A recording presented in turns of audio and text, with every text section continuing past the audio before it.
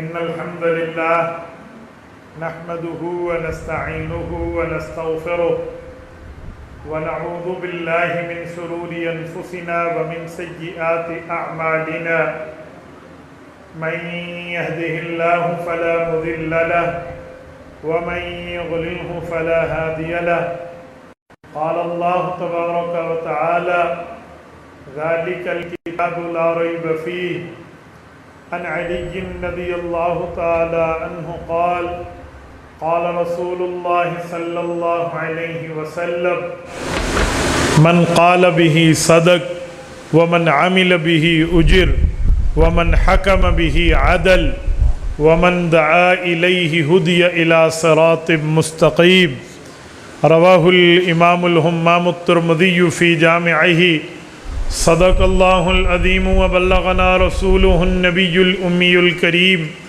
ونحن على ذلك لمن الشاهدين والشاكرين والحمد لله رب العالمين۔ میرے معزز دوستو، آج 10 ستمبر 2023 بروز اتوار ہے اور میں یہاں جامع مسجد رحمت للعالمین روپوال ضلع چکوال میں قرآن کریم کی عظمت کے حوالے سے گفتگو کرنے کے لیے موجود ہوں۔ میرے دوستو، جن خوش نصیبوں کے سر پر قرآن کریم یاد کرنے کی فضیلت کی دستار بندی ہوئی ہے، تو میرے ذمے اسٹیج سے موضوع عظمت قرآن کریم لگا ہے، تو میں آپ کی خدمت میں قرآن کریم کی عظمت کے حوالے سے چند معروضات پیش کروں گا۔ آپ توجہ میری طرف رکھنا اور میری آنکھوں میں آنکھیں ڈال کر بات سننا، تو ہمارا وقت قیمتی بنے گا انشاءاللہ۔ میرے دوستو، یوں تو نازل ہونے کی کتابیں اور بھی ہیں، مختلف انبیاء پر اللہ کی کتابیں اور بھی نازل ہوئی ہیں۔ حضرت موسیٰ علیہ السلام پر تورات، حضرت داؤد علیہ السلام پر زبور، حضرت عیسیٰ علیہ السلام پر انجیل، لیکن اس دھرتی پر نہ ہمیں کوئی تورات کا حافظ نظر آتا ہے، نہ زبور کا حافظ نظر آتا ہے، نہ انجیل کا حافظ نظر آتا ہے۔ حضور پاک صلی اللہ علیہ وآلہ وسلم پر قرآن کریم نازل ہوا تو اس قرآن کریم کے حافظ دنیا کے ہر کونے میں موجود ہیں۔ وجہ کیا ہے؟ کیا وہ کتابیں سچی کتابیں اپنے دور میں نہیں تھیں؟ جی بالکل سچی تھی۔ اللہ تعالیٰ نے فرشتوں کے ذریعے انہیں سچے انبیاء پر نہیں اتارا تھا؟ جی بالکل اتارا تھا۔ ان کتابوں کے اندر اللہ کا پیغام نہیں تھا؟ جی بالکل تھا۔ تو یہ سب کچھ ہونے کے باوجود آج تورات کا حافظ، انجیل کا حافظ، زبور کا حافظ نظر کیوں نہیں آتا؟ میرے دوستو، اس کی بنیادی وجہ یہ ہے کہ ان کتابوں کو رب نے اتارا، اس کتابوں کی حفاظت کی ذمہ داری اسی امت پر رکھ دی کہ امت کے لوگوں، تمہارے نبی پر تمہاری کتاب اتری ہے، اس کو پڑھو، اس کے مطابق عمل کرو، اسے یاد کرو، اس کی حفاظت کرو۔ لیکن وہ امتیں اپنے نبی پہ نازل ہونے والی کتاب کی حفاظت نہ کر سکے، حالانکہ امت محمد صلی اللہ علیہ وسلم سے پہلے امت موسیٰ علیہ السلام ہے، پہلے امت داؤد علیہ السلام ہے، پہلے امت عیسیٰ علیہ السلام ہے۔ ہم لوگ بعد میں، نہ ہماری طاقت اتنی ہے جتنی ان امتوں کی طاقت تھی، نہ ہمارے قد اتنے بلند ہیں جتنے ان کے قد بلند تھے، اور نہ ہمارے پاس اتنی عمر ہے جتنی عمریں ان امتوں کی تھی۔ امت محمدیہ کو وقت بھی کم ملا، عمر بھی کم ملی، طاقتیں بھی کم ملی، اور ان سے قد کی سائز بھی کم ملی، لیکن حضور پاک صلی اللہ علیہ وسلم کی دعا آج اس امت کو نصیب ہے اللہ نے ذمہ داری اٹھائی ہے قرآن کریم کی حفاظت کی، تو اللہ کی ذمہ داری کے اٹھانے کا اظہار ان معصوم بچوں کے سینوں کے اوپر ہو رہا ہے کہ انہوں نے اللہ کی کتاب کو حفظ کر کے امت کے حافظ بنے۔ اور میرے دوستو، آج جو بچہ حافظ قرآن بنایا جاتا ہے، یا ہم قرآن کریم پڑھنے کے لیے قرآن کریم کھول کے یاد کرتے ہیں، تو یہ ہماری ذمہ داری نہیں ہے، ذمہ داری اللہ کی ہے۔ سینہ میری اولاد کا استعمال ہو رہا ہوتا، زبان میرے بچوں کی استعمال ہو رہی ہوتی ہے، ورنہ ذمہ داری تو اللہ کی ہے۔ میرا بچہ پڑھے تب بھی ذمہ داری اللہ کی، نہ پڑھے تب بھی ذمہ داری اللہ کی۔ باہر بارش برس رہی ہو، آپ کے پاس ایک گلاس ہے، وہ رکھ دو وہ بھر جائے گا، چاہے ایک ٹب ہے وہ رکھ دیں تو وہ بھر جائے گا۔ بارش تو فی سبیل اللہ برس رہی ہے، لیکن تو نے اپنے ظرف کو دیکھنا ہے، تیرے پاس ظرف کتنا ہے تو اتنی رحمتیں اللہ کی سمیٹ سکتا ہے۔ عظمت قرآن، حفاظت قرآن کی ذمہ داری تو اللہ کی ہے، اب میں کتنی اولادوں کے سینے اس کی حفاظت کے استعمال پر پیش کر سکتا ہوں، یہ میرا معاملہ ہے۔ اور میرے ساتھیوں، جب یہ قرآن کریم نازل ہو رہا تھا تو میرے پاک نبی کے دل میں ایک خواہش ابھری، ایمبیشن، ایک خواہش، ایک چاہت، ایک امنگ نبی پاک کے دل مبارک میں آئی۔ تو رسول اللہ صلی اللہ علیہ وسلم نے اس چاہت کے اظہار کے لیے ترتیب یہ اختیار فرمائی کہ جبرائیل امین آئے اور انہوں نے قرآن کریم پڑھ کے سنایا، تو ابھی جبرائیل نے مکمل نہیں کیا تھا، حضور پاک نے اس کو دہرانا پہلے سے شروع فرما لیا۔ تو سورۃ قیامہ رکوع نمبر 1 29واں پارہ رب کریم نے آیت اتار دی، فرمایا لا تحرک بہ لسانک لتعجل بہ۔ محبوبم آپ ساتھ نہ دہرائیے، جبرائیل کو پڑھنے دیجئے، وہ پڑھ چکے، اس کے بعد آپ پڑھیے۔ چکوال کے غیوروں میں ایک سوال کرنے لگا ہوں، کیا رسول اللہ صلی اللہ علیہ وآلہ وسلم کوئی بات نہیں پتہ تھی کہ جبرائیل پڑھ لے اس کے بعد پڑھی جاتا؟ تو پتہ تھا، پھر کیوں دوہرا؟ اس کی بنیادی وجہ یہ ہے کہ رسول اللہ کی چاہت تھی کہ اس قرآن کریم کو جلدی جلدی یاد کر لیا جائے، اس قرآن کریم کی حفاظت کر لی جائے فوراً، تاکہ اگلی نسلوں تک پہنچ پائے۔ یہ حضور کی چاہت تھی، اس لیے فوراً دہرانا شروع کیا۔ رب کریم نے جب یہ آیت اتاری تو دفع دخل مقدر میں اس چاہت کے ابھرنے کا جواب بھی عطا فرما دیا۔ فرمایا محبوبم ہم جانتے ہیں کہ آپ بغیر کسی وجہ کے نہیں دہرا رہے، ہمارے علم میں ہے آپ بغیر کسی بنیاد پر ساتھ نہیں دہرا رہے، آپ کے پاس بنیاد اور وجہ ہے، لیکن ان علینا جمعہ وقرآنہ، آپ بے فکر رہیں، یہ اگلی نسلوں تک پہنچانے کے لیے جمع بھی ہم کروائیں گے، پڑھوائیں گے بھی ہم۔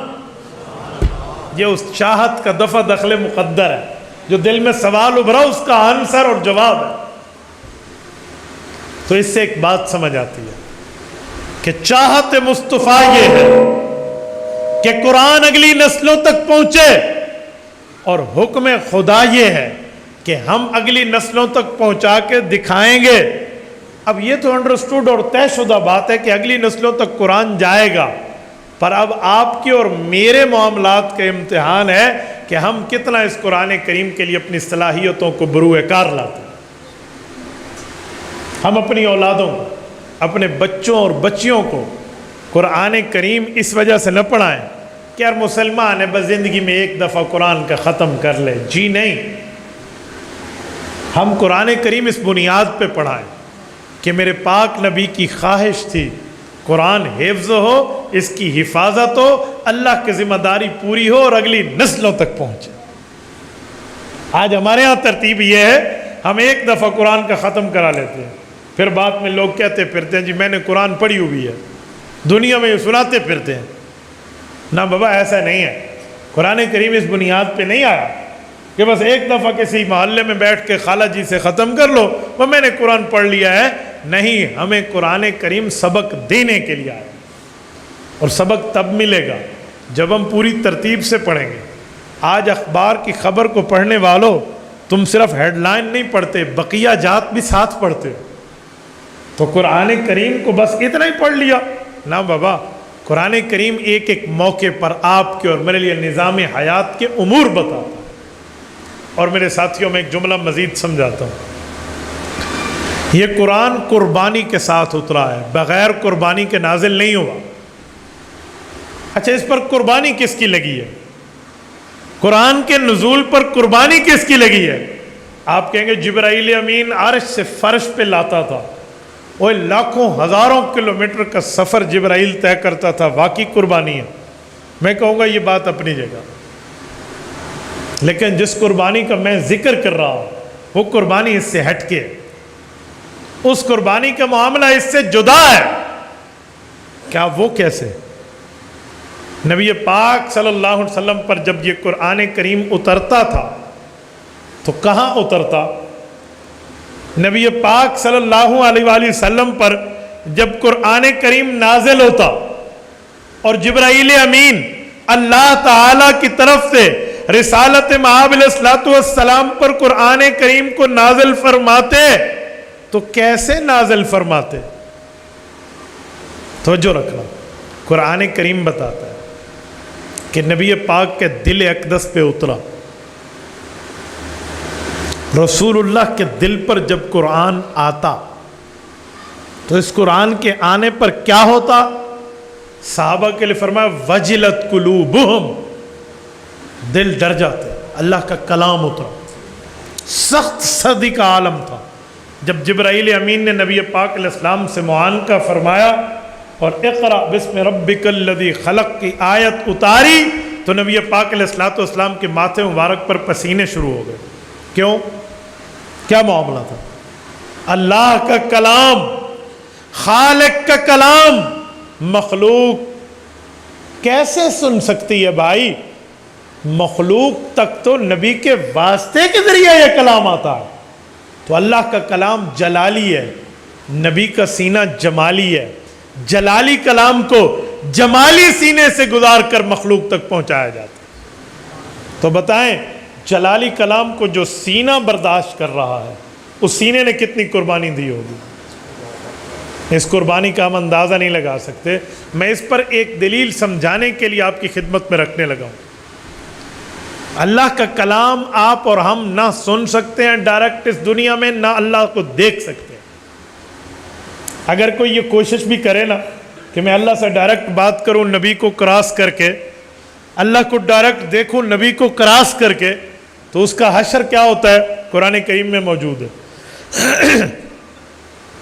رب کریم نے پورا واقعہ ذکر فرمایا موسیٰ علیہ السلام کی قوم نے حضرت موسیٰ کو عرض کی ارین اللہ جہرا، ہماری اللہ سے براہ راست ملاقات کرواؤ، ہم اللہ کو دیکھنا چاہتے ہیں، سننا چاہتے ہیں، بات کرنا چاہتے ہیں۔ حضرت موسیٰ علیہ السلام نے سمجھایا یہ تمہارا کام نہیں ہے، رب نبی کو مبعوث اسی لیے کرتا ہے کہ نبی کے ذریعے خدا کی بات تم تک پہنچے۔ انہوں نے کہا جی نہیں، ہم خود ملنا چاہتے۔ تو 70 بندے 70,000 کے نمائندہ بنے اور موسیٰ علیہ السلام لے کر کوہ طور پہ آئے۔ فرمایا رب ارینی، اللہ معاملہ ان حضرات کا کچھ اور ہے کہ کیا کہ آپ کو دیکھنا چاہتے ہیں۔ فرمایا لن ترانی، مجھے ہرگز نہیں دیکھا جا سکتا، اس دھرتی پہ آپ مجھے کیسے دیکھو گے؟ اس دھرتی پر خدا کو دیکھنے کا قانون تو خداوندی کتاب میں موجود ہے، لا تدرکہ الابصار، اسے آنکھیں نہیں پا سکتی، وہو یدرک الابصار، وہ تو آنکھوں کو پا سکتا ہے کہ اس کا خالق ہے، وہو اللطیف الخبیر، رب ایک چیز کیا باریک بین بھی ہے اور اس کے معاملات کو جانتا بھی ہے۔ لیکن قوم کا اصرار تھا، حضرت موسیٰ علیہ السلام نے قوم کا اصرار پیش کیا تو رب نے جواب دیا، فرمایا انہیں کہو انظر الی الجبل، چلو تمہاری بات، ان پہاڑ کو تو دیکھو، ان پہاڑیوں کو دیکھو، یہ پہاڑ کیسے ہیں؟ کہ یا اللہ پہاڑیوں کو دیکھنے سے کیا ہوگا؟ فرمایا رب اپنی تجلی ڈالے گا، اگر تم تجلی خداوندی کو دیکھ پائے، بلکہ قرآن کا لفظ ان استقر مکانا، یہ پہاڑ اپنی جگہ برقرار رہ گیا تو تم نے اللہ کو دیکھ لیا۔ انہوں نے کہا جی بہت اچھا۔ 70 بندوں نے یوں ٹک ٹکی لگائی اور یوں پہاڑیوں کو دیکھنا شروع کر دیا کہ اللہ کی تجلی نازل ہو رہی ہے، ذرا پہلے اس کو دیکھ لیں۔ تو اللہ کی تجلی نازل ہوئی، کیا ہوا؟ وَخَرَّ مُوسَىٰ صَعِقًا، حضرت موسیٰ علیہ السلام بیہوش ہوئے اور قوم ساری کی ساری جل کے مر گئی۔ یہ اللہ کا قرآن، میں کوئی ڈائجسٹ نہیں پڑھ رہا، توجہ رکھنا۔ بے ہوش ہوئے نا وقت کے نبی، تو بے ہوش میں تو آتا ہے۔ حضرت موسیٰ علیہ السلام جب ہوش میں آئے، قوم کو مرا ہوا دیکھا، دعا کی میرے اللہ انہیں دوبارہ زندگی دے دے۔ اللہ پاک باوجود ہے کہ دل کی بات جانتے ہیں، فرمایا موسیٰ ان کی دوبارہ زندگی آپ کو کیوں چاہیے؟ کہ میرے اللہ یہ نمائندہ تھے 70,000 کے، اگر یہ بھی مر گئے تو بات تو وہیں ٹھہر گئی، پچھلے کہیں گے پھر ہم دیکھنے آتے ہیں، بہتر ہے انہیں کو دوبارہ زندگی ملے اور یہ وہاں جائیں اور اپنے آنکھوں دیکھا حال بتائیں کہ ہم آئی وٹنس ہیں، ہم چشمدید گواہ ہیں، آنکھوں سے دیکھ کے آئے ہیں، نبی کے واسطے کو کراس نہ کرو، یہ بتائیں گے۔ رب کریم نے کرم فرمایا، انہیں زندگی ملی۔ حضرت موسیٰ علیہ السلام لے کے واپس آئے، قوم کو حال حوال کیا اور معاملہ ٹھکانے پہ پہنچا۔ لیکن جو میں سمجھانے لگا ہوں وہ یہ واقعہ نہیں ہے، میں سمجھانے کچھ اور لگا ہوں، یہ واقعہ سنا کر بتلانے یہ لگا ہوں کہ رب کے کلام میں اتنی جلالت ہے، اللہ کے کلام میں اتنی حرارت ہے، اللہ کے کلام میں اتنی گرمی ہے کہ مخلوق نبی کے واسطے کے بغیر سنے تو جل جائے، لیکن جب نبی برداشت کرے رب کی تجلی کو تو اس کی کتنی بڑی قربانی ہے۔ میں بتلا یہ رہا ہوں کہ یہ قرآن آیا ہے، اس پر قربانی لگی ہے تو محمد مصطفیٰ کی لگی صلی اللہ علیہ وسلم۔ اچھا پھر کتنی لگی ہے قربانی؟ کتنی قربانی ہے؟ سنیں، دنیا میں جب بندہ محنت کرتا ہے اور بندہ دنیا سے جانے لگے تو اپنی محنت والی چیز اپنی اولاد کو جب دیتا ہے تو ایک جملہ بھی کہتا ہے کہ میرے بیٹو تمہارے باپ کی جوانی اس چیز پہ خرچ ہوئی ہے، اس کا خیال اور دھیان رکھو۔ کہتے ہیں نہیں کہتے؟ بولیے ہاں، تھوڑے پیو دی تھے جوانی خرچ ہو گئی ہے، آئندہ خیال رکھنا، اے بڑی ضروری چیز ہے۔ نبی پاک نے بھی دنیا سے جاتے وقت امت کو قرآن کریم کے لیے ایک لفظ فرمایا، حضرت ابو بکر کو فرمایا یا ابو بکر شیبتنی ہود و اخواتہا، ابو بکر یہ قرآن کریم کی صورتیں نازل ہوئی ہیں، ان کے نزول نے تمہارے نبی کی جوانی کو بڑھاپے میں تبدیل کر دیا۔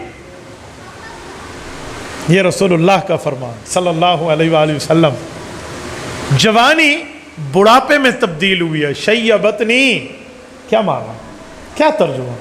یعنی میں نے جتنی قربانی اس قرآن کریم کے وصول ہونے پہ، اس کے حفظ ہونے پہ، اس کی حفاظت کی ترتیب میں یاد کر کے تم تک پہنچانے میں لگائی ہے، گویا میرے کالے بال سفید ہو گئے،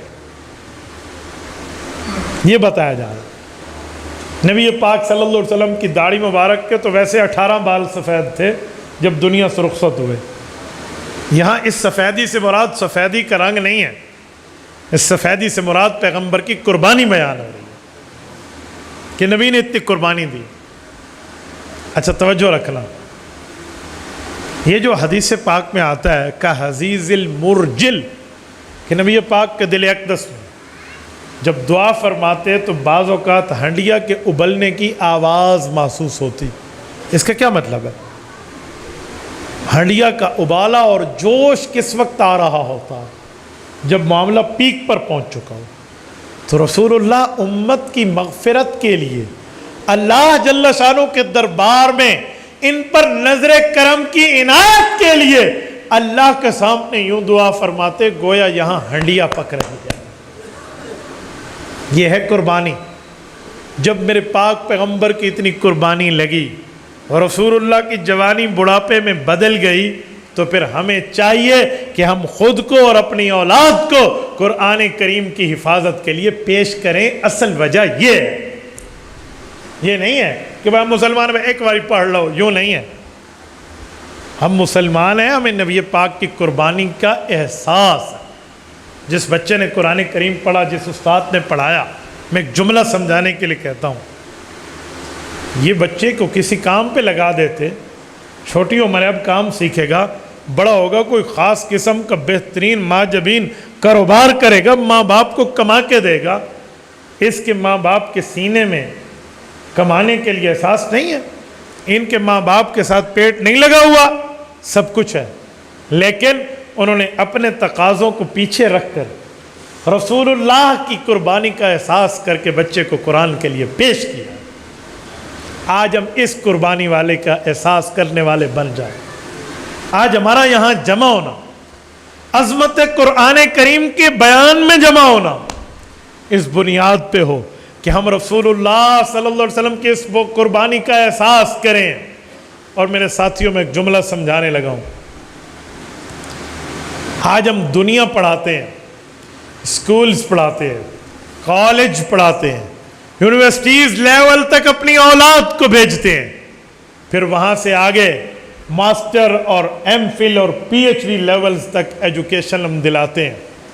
میں آپ کو منع نہیں کرتا، یہ دنیا کی ضرورت ہے، تعلیم کرانی چاہیے، لیکن ایمان سے مجھے بتائیں، دنیا میں ہم نے ہمیشہ رہنا ہے؟ بولیے، ہمیشہ ہم نے کہاں رہنا ہے؟ آخرت میں۔ تو جہاں دنیا میں چند وقتوں کے لیے رہنا ہے، اس کے لیے تو پی ایچ ڈی لیول تک کی تعلیمات ہیں، اور جہاں آخرت میں ہمیشہ کے لیے رہنا ہے، اس کی تعلیم ہم نے قرآن اور سنت میں کہاں تک دلوائی ہے۔ بس یہ دیکھنے کی ضرورت ہے، ہمیں اس پر غور کرنے کی ضرورت ہے۔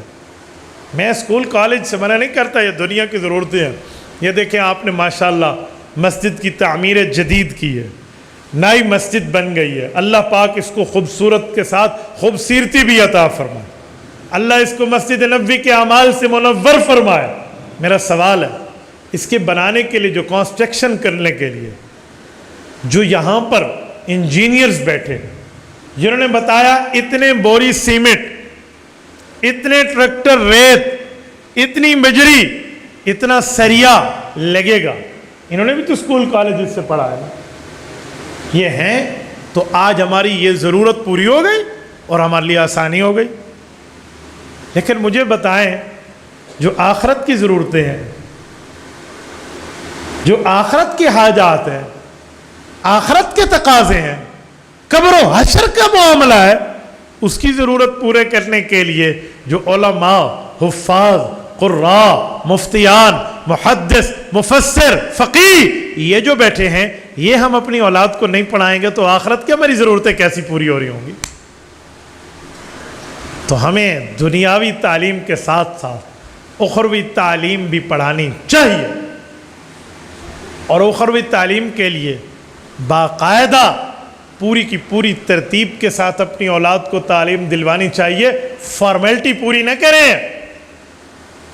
میں ان بچوں کے والدین کو مبارکباد پیش کرتا ہوں، اللہ انہیں مبارک فرمائے، انہوں نے اپنی اولاد کو قرآن پڑھایا۔ اساتذہ کو پیش کرتا ہوں، لیکن ساتھ ساتھ یہ گزارش بھی کرتا ہوں کہ اپنی اولاد کو یہاں پر بریک نہ لگا دیں، بلکہ آگے چلا کر انہیں اس بات کی طرف توجہ دلائیں کہ بیٹا آپ نے ہمیں آج قرآن سنایا ہے، کل ہمیں قرآن کا مطلب، حدیث کا مطلب سنانے کے لیے عالم بھی آپ کو بنایا جائے گا، آپ کو آگے بھی بھیجا جائے گا، ورنہ صرف دنیاوی تعلیم کی حد تک کا معاملہ تو نہیں ہے۔ میں کالج یونیورسٹی پڑھا بھی ہوں اور ٹاپ کر کے پڑھا ہوں، لیکن میں نے یہ دنیا کے لیے اور معاملات کے یہاں رہنے کے لیے پڑھا ہے نا، آخرت کے لیے تو میرے پاس اللہ کا قرآن ہے اور نبی کا فرمان ہے، اس کے علاوہ ہے کیا؟ آج میں پوری دنیا میں جا کر اگر دین کی خدمت میں رب توفیق دیتا ہے تو کسی جگہ ہم اپنے کالج یونیورسٹی کا تعارف نہیں کراتے، ہم تعارف کراتے ہیں اللہ کا قرآن کے، رسول اللہ کے فرمان۔ میرے دوستو، اس بنیاد پر کہ دنیا میں جتنا رہنا ہے اس کے لیے اتنی تعلیم، اور جس تعلیم نے آخرت میں فائدہ دینا ہے وہ تعلیم اللہ کا قرآن ہے اور نبی کا فرمان ہے۔ ایک جملہ سمجھانے کے لیے کہوں، کسی کا والد فوت ہو جائے نا، اللہ نہ کرے، اللہ سلامت رکھے، اگر کسی کا ابا فوت ہو جائے تو لوگ کیا کہتے ہیں؟ حضرت مولانا بچوں کو کہو سورۃ یاسین پڑھ کے میرے ابا کو ایصال ثواب کر دے۔ کہتے ہیں یا نہیں کہتے؟ آپ بولتے نہیں ہیں، کہتے ہیں نا؟ اب کہو نا بیالوجی کی کتاب پڑھ کے ایصال ثواب کر دیں۔ اب کہو میتھ پڑھ لیں، ڈبل میتھ اسٹیٹ پڑھ لیں، انگلش پڑھ لیں، سائنس پڑھ لیں، کیمسٹری پڑھ لیں، فزکس پڑھ لیں، کیوں نہیں کہتے آپ؟ اس کا معنی ہے آپ جانتے ہیں کہ سورۃ یاسین اور اللہ کے قرآن کا اثر دنیا کو چیر کے قبر تک پہنچ جاتا ہے۔ جب ہم یہ بات مانتے ہیں تو پھر اس تعلیم کے لیے ہم اپنی اولاد کو پیش کیوں نہیں کرتے؟ کچھ لوگوں کا خیال ہے کہ اگر ہم بچے کو عالم بنا لیں گے تو وہ کھائے گا کہاں سے؟ حافظ اور مولوی بن گیا تو کتوں کھاسی؟ بابا منہ سے ہی کھائے گا، کوئی کان سے تھوڑی نوالا ڈالے گا، کتوں کھاسی دا کی مطلب ہے؟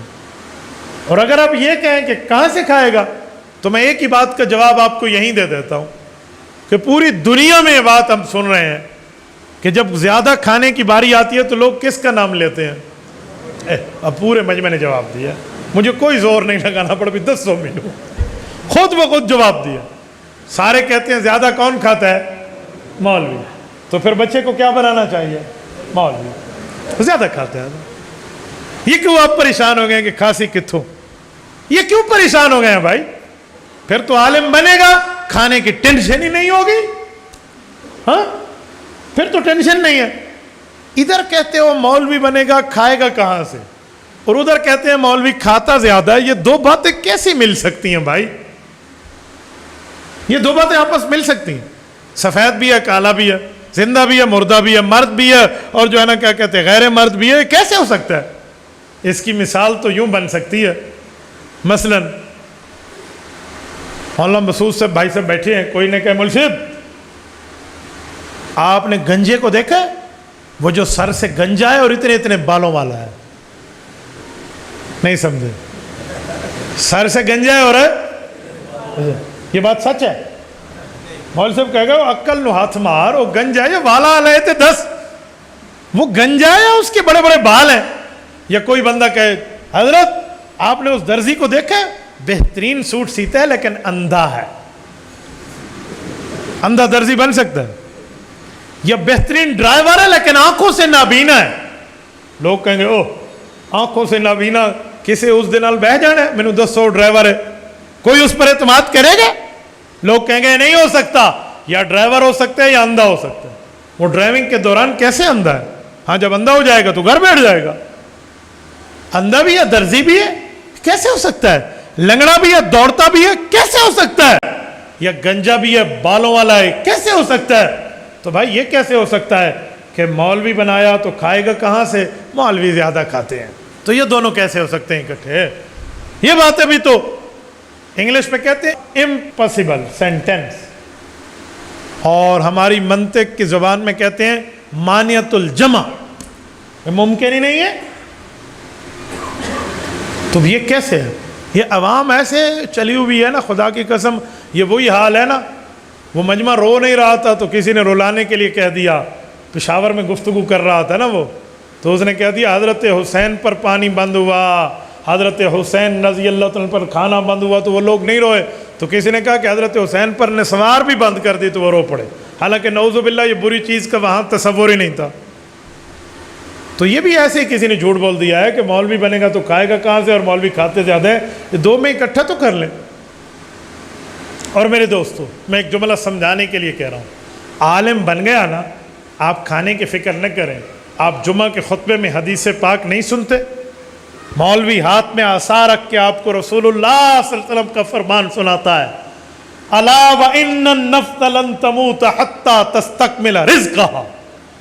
کہ لوگو یہ بات یاد رکھ لو اس وقت تک موت نہیں آئے گی جب تک رزق پورا نہیں. پانی کا ایک قطرہ بھی میرے رزق میں باقی ہے نا، دنیا کی ساری طاقتیں مل کے بھی مجھے موت نہیں دے سکتی. اور اگر میرا رزق پورا ہو گیا ہے تو سب طاقتیں مل کے بھی مجھے زندگی نہیں دے سکتی. یہ تو ہمارا ایمان ہے، ہمارا عقیدہ ہے، ہمارا نظریہ ہے. تو پھر اس چکر میں ہم کیوں پڑ گئے ہیں کہ مولوی بنے گا تو کھائے گا کہاں سے؟ ہاں، میں اللہ کے فضل پر یقین کر کے کہتا ہوں، عالم بن گیا، یقین مانیے عزتوں کا کھانا کھائے گا، عزتوں کے تاج پہنے گا. آج آپ نے مجھے سب سے اوپر کرسی لگا کے دی ہے. کیوں؟ میں بڑی ماں کا بیٹا ہوں، میرے منہ پہ بلبلیں بیٹھی ہیں. کیوں؟ آپ نے میرے نام کا اشتہار چھاپ کے مجمع کو انوائٹ کیا ہے. کیوں؟ وجہ بھائی آپ کہیں گے اس کے ساتھ علم دین کا تعلق جڑا ہوا ہے، اللہ کے قرآن کا، نبی کے فرمان کا، شریعت کا، ایمان کا، اسلام کا ریلیشن شپ ہے. اس بنیاد پہ دنیا کی یہ عزتیں ہیں، آخرت کی عزتیں آپ کے اولاد عالم بن گئی، اس سے بڑھ کے ملے. ہمارے ماں باپ کے ساتھ بھی پیٹ ہے نا، ہم کہتے ہیں نہیں یہ چھڑائیں دنیا میں بٹھا دیں. نہ بابا، والد کے دل میں جب رسول اللہ کی قربانی کا احساس ہوگا نا، وہ اپنے بچے کو عالم بھی بنائے گا، حافظ بھی بنائے گا. وہ سمجھے گا کہ یہ قرآن میرے تک کتنی قربانی کے ذریعہ ہے. اور میرے دوستو، میں آپ کی غیرت پہ دستک دیتے ہوئے کہتا ہوں، جب والد کاروبار پہ محنت کرتا ہے تو بیٹا دن رات جاگ کے کہتے ہیں اوہو مجھے بھی چلنا چاہیے آگے. کیوں؟ میرے ابے کا اس پر خون پسینہ لگا ہے. اوہ میرے نبی کا 27 جہاد کے سفروں میں خون پسینہ لگا ہے.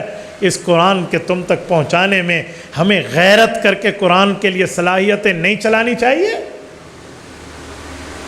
ہماری غیرت صرف ہماری قومیت پہ آتی ہے؟ ہماری غیرت صرف ہماری زبان اور لسانیت پہ آتی ہے؟ اسلام کے لیے، ایمان کے لیے، نبی کے لیے، قرآن کے لیے نہیں آتی؟ اس پر ہمیں غور کرنا چاہیے. ہم کس نہج پہ اترے ہوئے؟ ہم کبھی کالج یونیورسٹی کی تعلیم سے منع نہیں کرتے. ہم کہتے ہیں پڑھائیں، لیکن مسلمان بھی اپنے بچے کو بنائیں. آپ کہیں گے کیا مطلب کالج والے مسلمان نہیں ہیں؟ نہ میں نے یوں نہیں کہا. میں علامہ اقبال کا ایک شعر سمجھا رہا ہوں کہ یوں تو تم سید بھی ہو، مرزا بھی ہو، افغان بھی ہو، پر یہ تو بتاؤ کہیں مسلمان بھی ہو. میں یہ سمجھانے لگا. اللہ اکبر. اکثر وہ لوگ جو صرف اپنی اولاد کو کالج یونیورسٹیز پڑھاتے ہیں، دین نہیں پڑھاتے، میں نے دیکھا ہے ان کی اولاد اپنے نبی کا نام تک نہیں جانتی. اس دن ایک انٹرویو میں نے دیکھا کہ روڈ پہ چلتے ہوئے بہت سے بندوں سے نبی پاک صلی اللہ علیہ وسلم کے بارے میں اس اینکر نے سوال کیا تو 3-4 ہمارے اس طرح جنٹل مین لڑکوں سے پوچھا ہمارے نبی پاک کا اصلی نام کیا ہے؟ تو لفظ اصلی سے پریشان ہو گئے. وہ پتہ کیا کہتے ہیں؟ ہمارے نبی کا اصلی نام ہے صلی اللہ علیہ وسلم. لو جی، وہ درود تو پڑھ رہے ہیں، اچھی بات ہے، درود ایک بہترین عبادت ہے، ثواب کا کام ہے، اجر کا کام ہے، لیکن ہمارے نبی کا نام صلی اللہ علیہ وسلم ہے. جہاں یہ حال ہو، کوئی صلی اللہ علیہ وسلم کہہ رہا ہے، کوئی علیہ السلام کہہ رہا ہے. لو جی، کوئی کہہ رہے ہیں ہمارے نبی پاک کا نام نبی پاک تھا. یہ تو وہی حال ہے. کسی نے پوچھا تجھے سورت یاسین آتی ہے؟ اس نے کہا آتی ہے. انہوں نے کہا پڑھ. انہوں نے کہا بسم اللہ الرحمن الرحیم سورت یاسین شریف. آج انہوں سورت یاسین آ گئی ہے. لو جی، یہ حال ہے ہمارا. ہم اس نہج پہ اترے ہوئے ہیں، ہم اس جگہ آ گئے ہیں، ہمارا ایمان اتنا کمزور ہو گیا ہے. بھائیو، ہمیں فکر کرنی چاہیے اپنے بچوں کی، صرف دنیا کی نہیں، دنیا سے جانے کے بعد اس کی قبر کی بھی اور اس کی آخرت کی. ایک جگہ ایک شخص رشوت لے رہا تھا، پھر اللہ نے اس کو توبہ کی توفیق دی. اس نے مجھے واقعہ سنایا کہ میں نے وہ سب رشوتیں لوگوں تک واپس لوٹائیں. کہتے ایک بات میں نے سنی اور میرے دل پہ چوٹ لگی. اپنا نام لے کے وہ کہتا ہے کہ میں نے کہا اوے فلاں تو نے زندگی برباد کر دی. میں نے کہا وہ کیا تھا؟ کہتے ہیں جب رشوت لے رہا تھا تو سامنے والے نے مجھے کہا آپ رشوت کیوں لیتے ہیں؟ آپ کو تنخواہ ملتی نہیں ہے سرکاری؟ آپ پھر بھی رشوت لیتے؟ کہتے میں نے اس کو کہا کہ مہنگائی زیادہ ہے، اگر رشوت نہیں لوں گا میں مر گیا تو پیچھے میرے بچوں کے پاس پلاٹ نہیں ہوں گے، میرے بچوں کے پاس اچھا پیسہ نہیں ہوگا، کاروبار نہیں ہوگا، کوٹھی اور بنگلہ اور کار نہیں ہوگی، تو میرے بچے کیا کریں گے؟ کہتے اس شخص نے پلٹ کے مجھے کہا جس لفظ سے میری دنیا بدل گئی کہ سر آپ یہ تو سوچتے ہیں کہ تمہارے مر جانے کے بعد تمہارے بچوں کا کیا ہوگا، یہ حرام پیسہ اپنی اولاد کو کھلاتے ہوئے کبھی یہ نہیں سوچا کہ میرے بچے مر گئے، ان کا مرنے کے بعد قبر میں کیا ہوگا؟ اس نے کہا میں تڑپ کے رہ گیا، یار واقعی اس کو تو میں نے کبھی زیر غور لایا کہ میں اپنی اولاد کا کیا کروں گا اگر وہ مر گئے، اس کے تو کبھی سوچا ہی نہیں ہے۔ کہتے میرے ہاتھ کانپ گئے اور میں نے توبہ کی، خدا کی قسم کہتے ہیں حرام میں لاکھوں تھے پر وہ سکون کی نیند نہیں ملتی تھی، آج حلال کے چند ہزار ہیں لیکن سکون کی نیند سوتا ہوں۔ میرے دوستو، اس لیے اپنے معاملات کو دیکھیں، اپنی اولاد کو قرآن پڑھائیں، شریعت پڑھائیں، دین پڑھائیں۔ عالم بن گیا نا، خدا کی قسم تمہاری اولاد میں صبر بھی ہوگا اور تمہاری اولاد میں دینداری بھی ہوگی۔ آج دنیا میں ہر جگہ مہنگائی کا راپ الاپنا جا رہا ہے اور رو رہے ہیں لوگ، مہنگائی زیادہ ہے۔ کوئی ہڑتال کر رہے ہیں ہماری تنخواہیں بڑھاؤ، کوئی کہہ رہے ہیں ہم آفیسز نہیں چلائیں گے ہماری تنخواہیں زیادہ کرو، او پی ڈی میں ڈاکٹروں نے بیٹھ کے پیرامیڈیکل اسٹاف نے اسٹرائک کی ہوئی ہے، ہم آگے نہیں جائیں گے ہماری ویکنسیز کھولیں۔ ایک عالم دین ہے، ایک حافظ ہے، امام مسجد ہے، جس کی اس دھرتی پر سب سے کم تنخواہ ہے۔ مزدور کی اس وقت پاکستان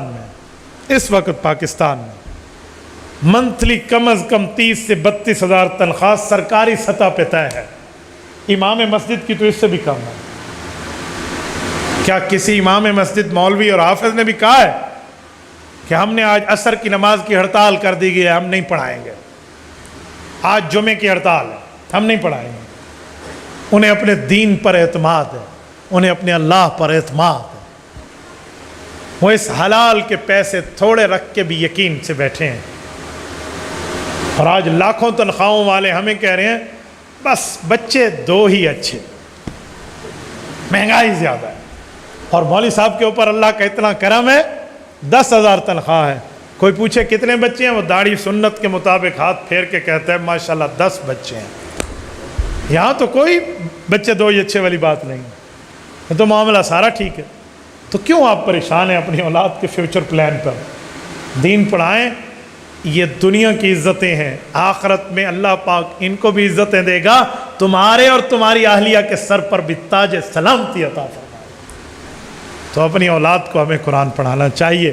اللہ پاک آپ کو اور ہمیں صراط مستقیم عطا فرمائے، دین حنیف پر عمل میں توفیق عطا فرمائے، اور اپنی اولاد کو قرآن کریم پڑھانے کی توفیق عطا فرمائے۔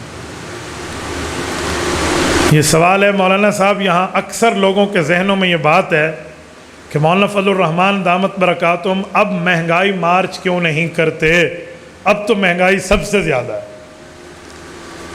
آپ نے بہت اچھا کیا کہ آپ نے کھل کے سوال کیا ہے، تو میں بھی چاہوں گا اللہ کے گھر میں بیٹھ کے میں بھی کھل کے جواب دے دوں۔ یہ مہنگائی مارچ کب ہوا تھا مولانا کا؟ آپ کو کوئی ڈیٹ یاد ہے؟ مجھے یاد ہے، میں اس میں شریک ہوں۔ وہ ان دنوں میں ہوا تھا جن دنوں میں عمران خان کی حکومت IMF کے ساتھ طویل المدتی معاہدہ کر رہی تھی کہ آپ ہمیں قرض دیں، ہم ٹیکسز بڑھائیں گے، ریٹ بڑھائیں گے، لیکن آپ کا قرض اتاریں گے۔ تو کتنا قرض ان نے لیا؟ سنیے 72 سالوں میں، جب سے پاکستان بنا اور جب تک اس کو گورنمنٹ ملی 2018 تک، اس وقت تک کل حکومتوں کا قرضہ جو پاکستان پہ تھا وہ تھا 27,000 ارب روپیہ، اور اس اکیلے نے 3 سال میں جو قرض لیا اس کا فیگر اور نمبر ہے 25,000 ارب روپیہ۔ جو پاکستان پہ قرض تھا 27,000 ارب روپیہ، اس اکیلے نے 3 سال میں 25,000 अरब रुपए लेके उसको 52,000 अरब रुपए तक पहुंचा दिया। उस तारीख पर मौलाना ने थोड़ा दिन पहले पूरी पाकिस्तानी कौम को मौलाना फजल रहमान ने मुतवज्जे फरमाया कि लोगों, महंगाई का समंदर आएगा, महंगाई का तूफान आएगा, आओ फजलुर रहमान के दस्तो बाजू बनो, आओ जमीयत उलमा इस्लाम का साथ दो, महंगाई मार्च करते हैं ताकि ये IMF के सामने हमें गुलाम ना बनाए। उस वक्त मौलाना कराची से चले, इस्लामाबाद तक आए, 14 दिन बैठे रहे, पूरे पाकिस्तान के 72 सालों का पुरअमन एहतजाज, 1,500 किलोमीटर लाखों बंदों को लेकर चले, न किसी की दुकान का शीशा टूटा, न कोई रोड का गमला टूटा, पुरअमन तौर पे बैठे।